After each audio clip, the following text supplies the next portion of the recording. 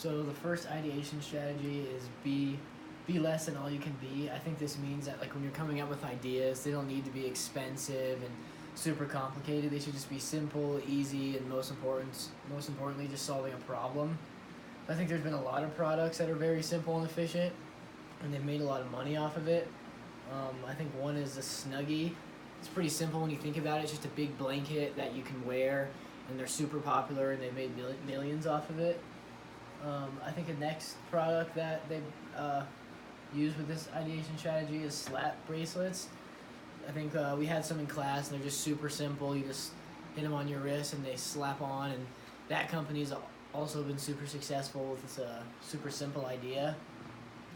The third one that I thought of was doggles, which is goggles for dogs, and I think that's a good one just because simple product when you think about it. Just when dogs are sticking their head out the window, they need goggles too, or eye protection. So I think that's just super simple, and they sell them for $80 a pair, so they've made a lot of money off of that.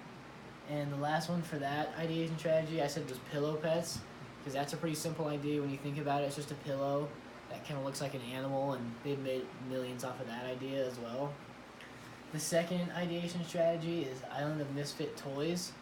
To me, I think that's products that are pretty weird and you don't even think that you need them until you actually see the product. Then when you get it, you actually find out that it does have some value for you. The first one I said for that is the Magic 8 Ball. Those have been super popular for years, and you just shake the ball and it'll give you answers, and I think that's kind of random. You don't really think about it, but that's also been super successful. Another one I saw online was called the Reboot Bar, and it's just you hold a little thing and press down on your computer, and there's three little arms, and it hits Control Alt Delete all at the same time for you, so it can reboot your computer all at once. And that's pretty simple, and you don't really think about it, but it actually could solve a problem for you. Third one I thought was the potato cutter, because it can easily cut a potato for you. You just have a potato and you press down on it and it slices your potato super nice, and you wouldn't really think of that. You just cut it yourself, but I think this product is kind of weird, but it actually does add some value to you. And the last one for Island of Misfit Toys I said was prism glasses. So you can lay down and it reflects your view downward, so you can read a book while you're laying down.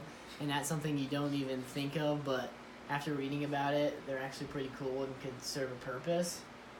The next ideation strategy is 7 Deadly Sins, and I think that's just any product related to the 7 Deadly Sins. And the first one I said was just porn, because lust is one of the 7 Deadly Sins, and if you're looking at porn, you obviously have lust on your mind. And the next one I said was extended fork, and I think that's because that's related to this deadly sin of sloth, which is just the avoidance of physical or spiritual work. I think the extended fork fits into this because it's a little fork you can stretch out and you can reach from here over there, so you don't have to get up to get your food. You can reach it from far distances.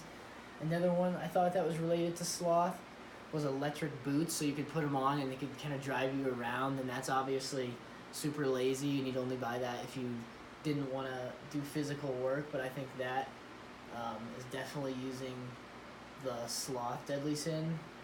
And the last one I said was just food delivery services like Uber Eats or DoorDash, because they're kind of targeting people who are trying to avoid physical work. They don't want to go out and drive and get the product themselves, so I think that also falls in the sloth category. The last ideation strategy, the donut hole, not the donut. I thought of this as an effort to complement a product that already exists. The donut's already been a thing and works, but you can add value to an existing product. So the first product I said for this one was a computer case, because the computer is obviously already invented and super popular, so the computer case is just adding value onto the computer, and it's just kind of like an add-on for the computer. The next one I said was a beer koozie, because it's just going off the beer and adding value to the beer, because you can keep your drinks nice and cold, so I think that complements an idea that's already been invented. The next one I said was just a phone case, just because you're adding value onto phones, which are obviously very popular and probably will be for a long time, so I think that's just adding value to a product that already exists, and obviously everyone has a phone case, so they've made a lot of money off of that idea.